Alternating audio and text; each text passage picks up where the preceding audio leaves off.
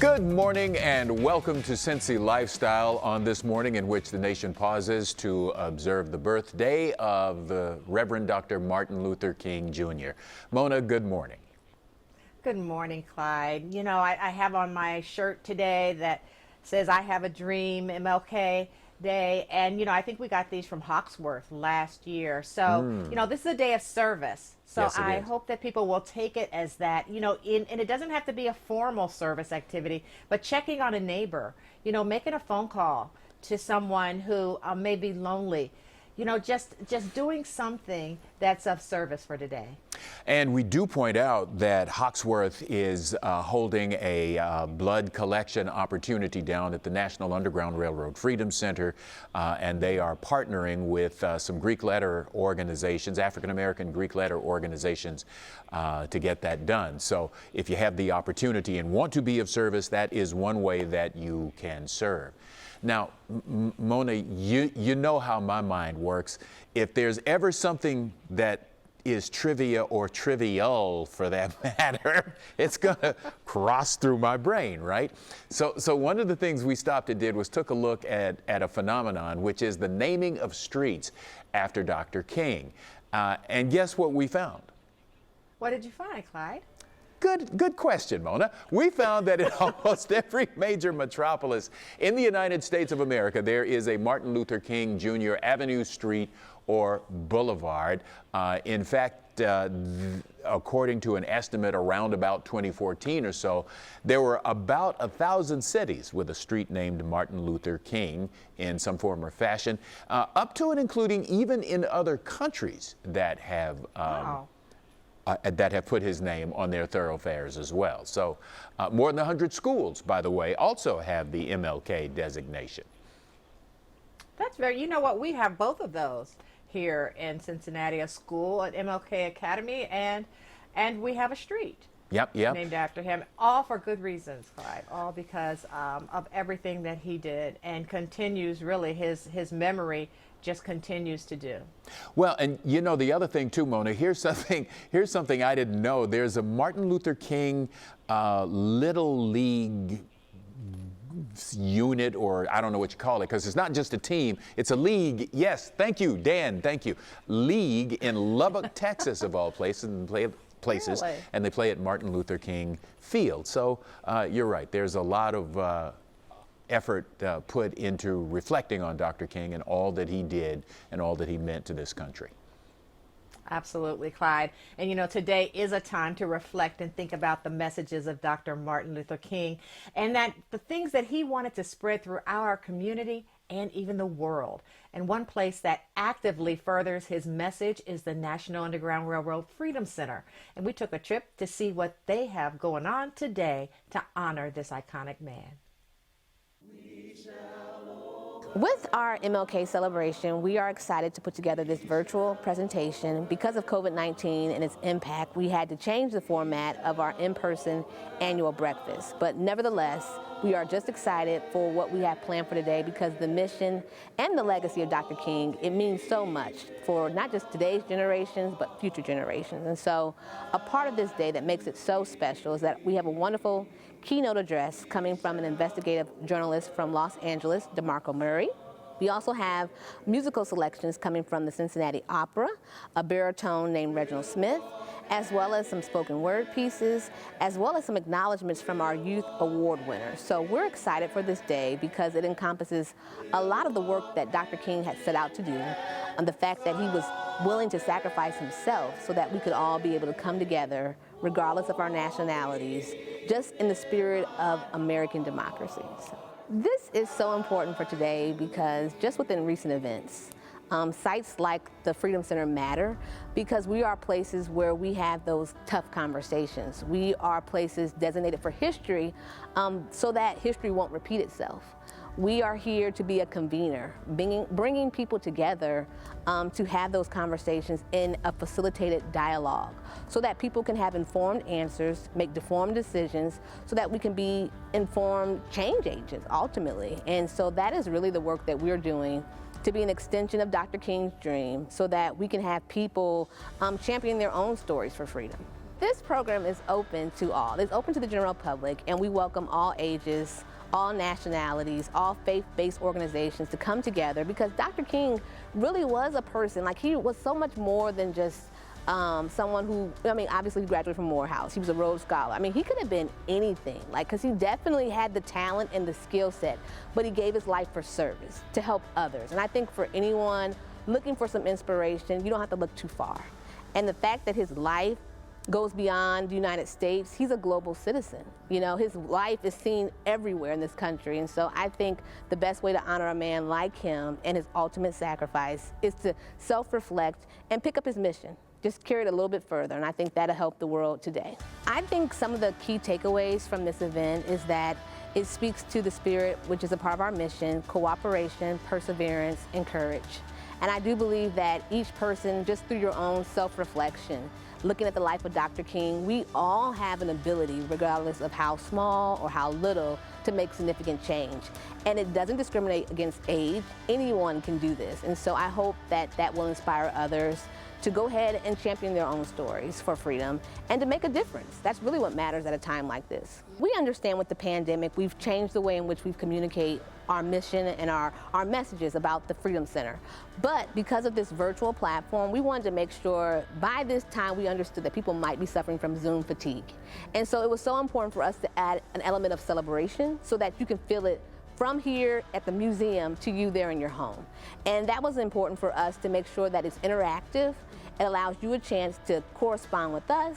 And so we're excited to see the feedback that comes from this day, because we really put a lot of our heart and our soul into this production, and we hope that everyone enjoys it.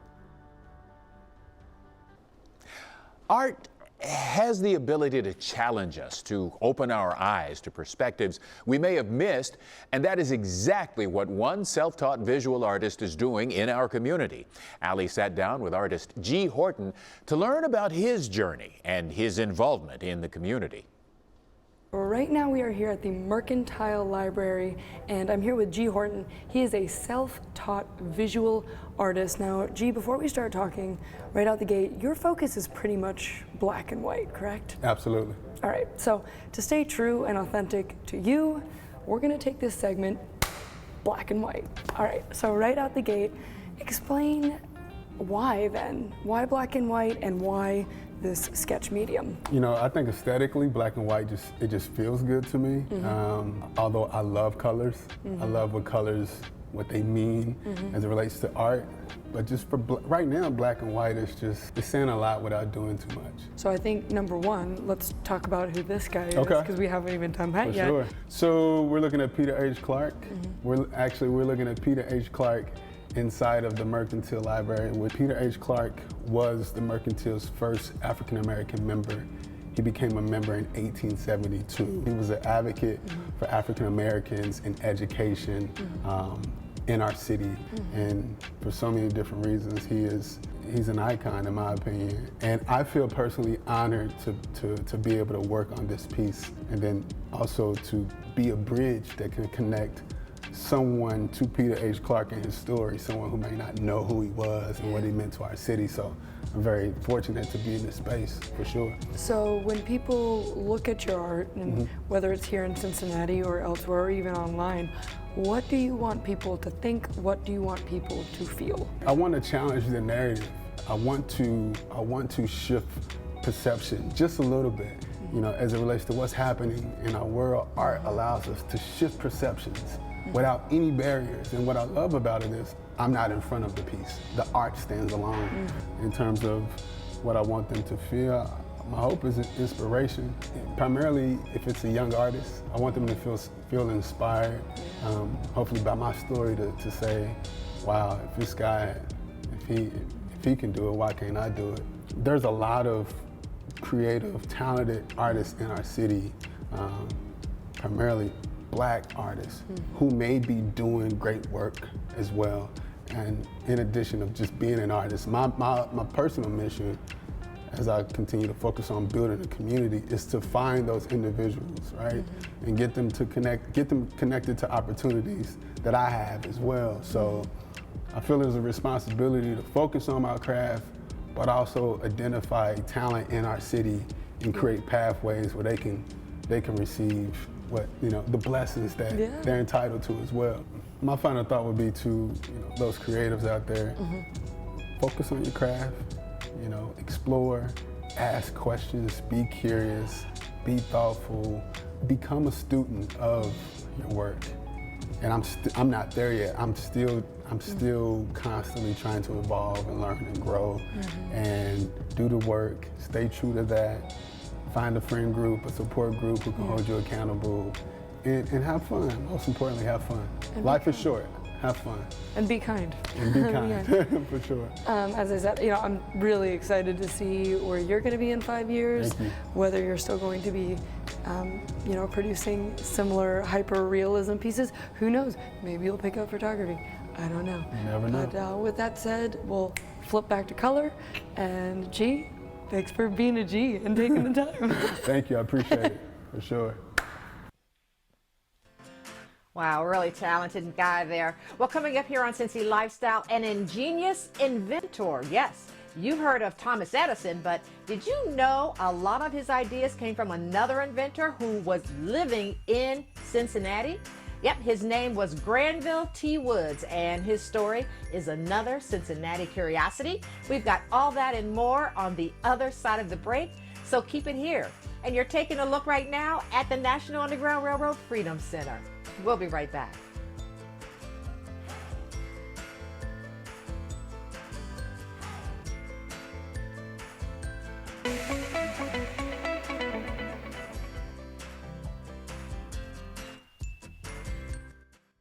Hey everyone, I'm Casey Mason here with MorningSave.com lifestyle expert Callie Moore with some fantastic items for the new year. Hey Casey, we have some great products, and as always, the deals are amazing. All right, first up is the Rock Solid Fitness Whole Body Vibration Machine. Get an efficient workout that helps to stimulate muscles and bone cells. You'll reduce back and joint pain, burn fat, all while losing weight. 10 minutes on the machine is equal to 60 minutes of conventional exercise. And what's the savings, Callie? Well, we've seen these priced up to $2,000, but with Morning Save, it is only $179. That's a 90% discount.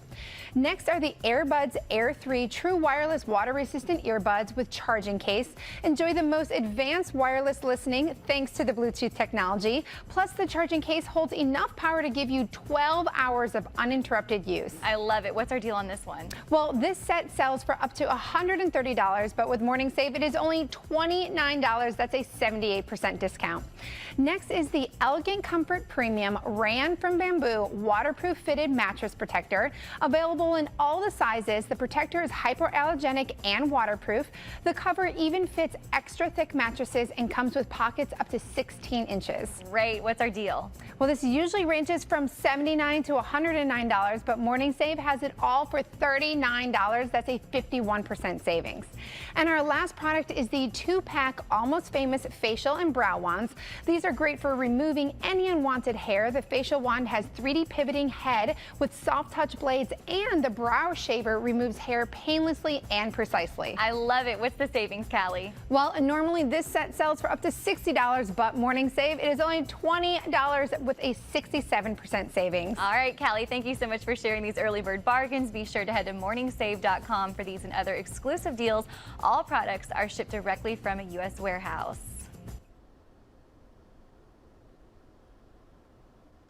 Thomas Edison was the Godzilla of inventors. He crushed nearly all of his competition, including Nikola Tesla.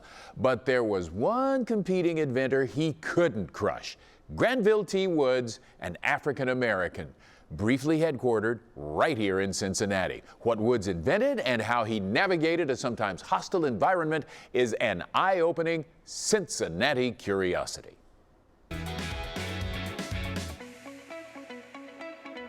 While he lived in Cincinnati, Granville T Woods was proclaimed the greatest electrician in the world at a time when Thomas Edison, Alexander Graham Bell, and George Westinghouse were in their prime. The Queen City was proud of the prolific inventor who earned more than 50 patents in his lifetime, many during the decade he lived here. Granville Woods was born in Columbus, Ohio, and was initially employed on the railroads. Woods picked up a smattering of technical education, even went to sea for a couple of years. In 1880, he relocated to Cincinnati, set up his engineering and electrical company with offices on 3rd Street. While living in Cincinnati, Woods earned an amazing variety of patents, from an energy-efficient industrial steam boiler to a new design for electric batteries, to an innovative method to distribute electricity, to an amusement apparatus that anticipated the slot car racetrack sets that were popular in the 1960s. An electrical railway system invented by Woods was constructed and put into operation at New York City's Coney Island. The invention that solidified Woods' fame was his system of induction telegraphy for railroads.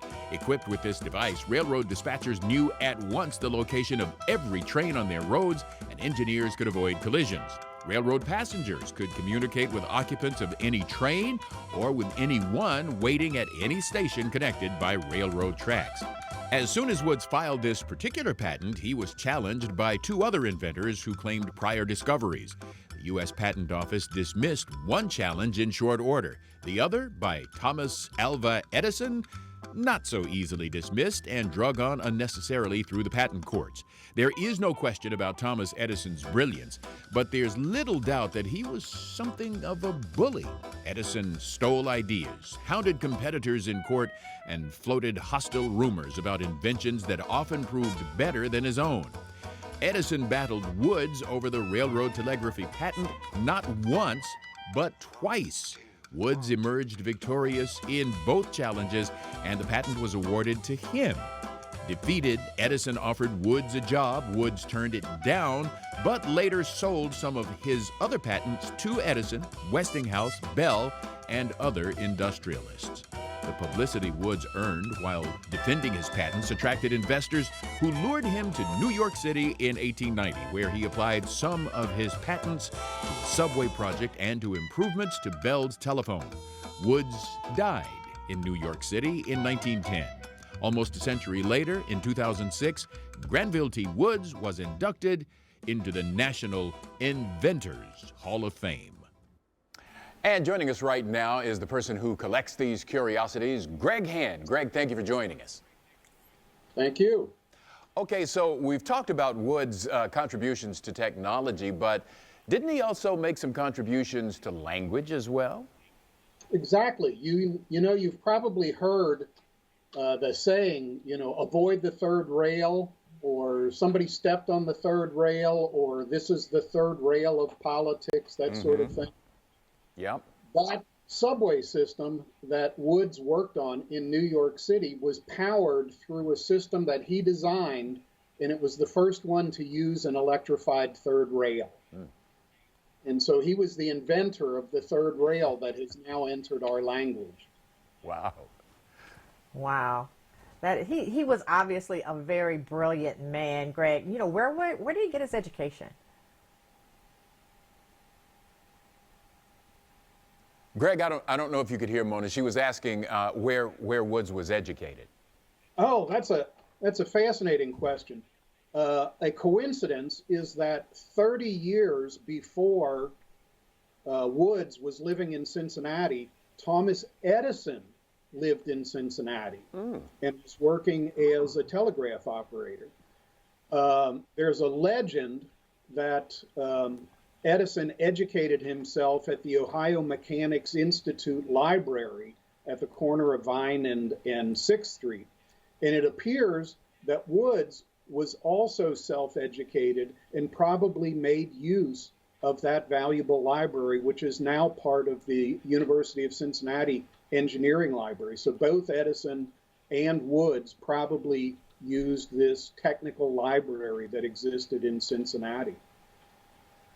And on the assumption that we still might not hear from Mona, let me go ahead and ask about buildings in which Woods lived. Are any of those, or worked, are any of those still standing?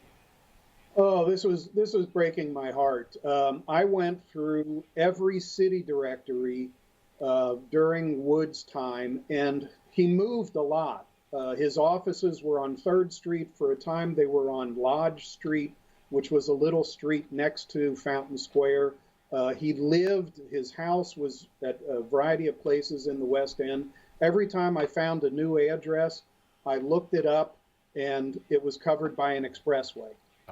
So kind of heartbreaking, but I think somewhere in Cincinnati, whether it's exactly where he worked or lived, we probably need a monument to Granville Woods. Yeah, we certainly do. All right, so if people want to get more information about your curiosities, where can they go, Greg? Google Cincinnati Curiosities, and you will find the blog. And we'll be back with more Cincy Lifestyle on the other side of the break. Plus, be sure to check us out on Instagram. We post all kinds of polls and questions and behind-the-scenes pictures while we're safely out in the community. So follow us on Instagram at Cincy Lifestyle, and we'll be right back.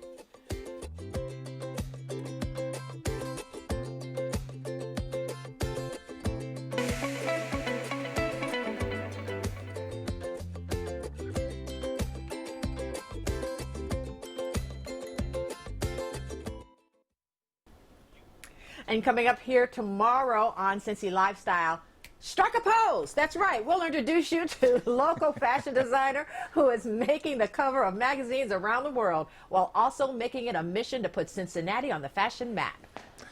Plus, the Queen City's princess is having a birthday, and everyone is celebrating, including Rookwood Pottery. We'll talk to the Rookwood historian about the new Fiona dessert plate coming your way, Mona. Got that and more happening this week coming up. Yeah, that sounds exciting. All right, thank you so much for joining us on this MLK Day, January 18th. We will see you tomorrow. Make it a great day.